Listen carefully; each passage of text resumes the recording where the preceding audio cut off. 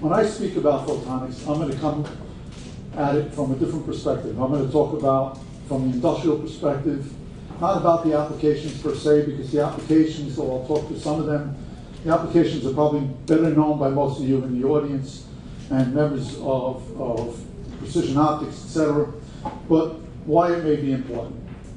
So you've already heard a lot about the photonic, the MPI, the initiative, and you heard a little bit about how it got started, but I just want to remind everybody that though we have an MPI initiative today, it took a lot of years to get there. In fact, the first report by the National Academies, if I remember correctly, was Harnessing Light, and I think that was 1998, 1997. And that report basically laid out the importance of what photonics was all about. Yet, in the United States, and our congressman was kind enough to point out that he's a little bit suspicious about government agencies and government programs, well, it laid out something as a roadmap which we didn't pay much attention to.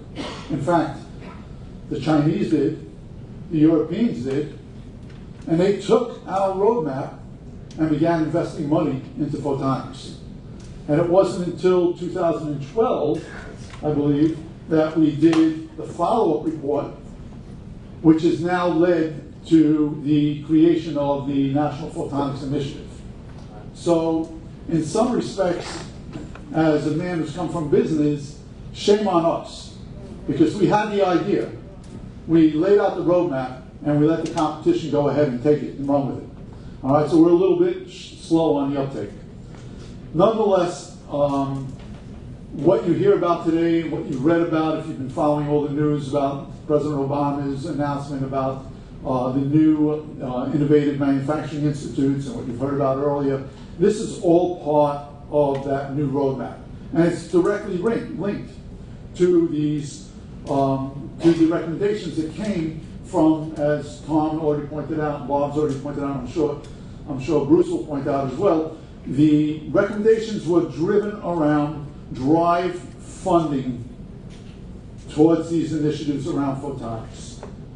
These were targeted at improving our competitiveness, regaining our technological edge, improving our national security. We've already heard a little bit about how photonics, and many of you know how photonics are used for war, but there's a lot to be said about other uses for photonics, and I'll try to touch on a few of them.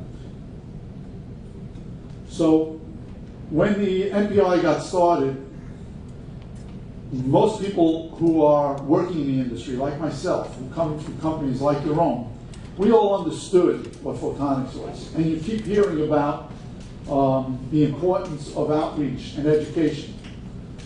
But I have to tell you from a personal perspective, I've been working in this for 39 years. And for 39 years, I have members of my closest family who still don't know what photonics is all about. Has anybody ever tried to explain to your family what you do? The average person does not know what photonics is all about. When you say optics, and believe me, at Newport Corporation, we used to try to create an elevator statement for the company and for people to say, you know, when somebody asks you, what do? You have to have this 30-second elevator statement to be able to tell what you do. And we'd say, optics. And they say, oh, yeah, I was at the doctor the other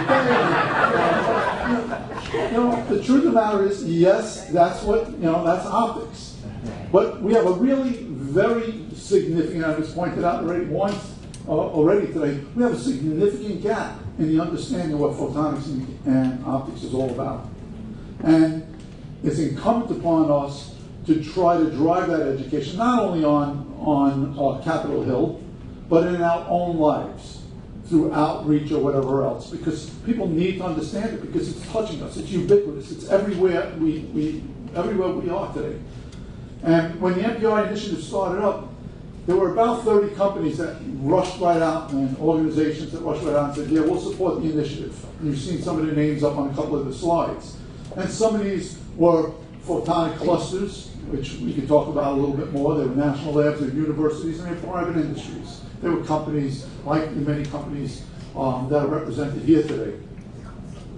But the education about what photonics is all about is something that we need to address. And we have some plans, we have some programs that we're trying to get out there. The International Year of Light 2015 is focused on raising the awareness in the public and political environments of what photonics is.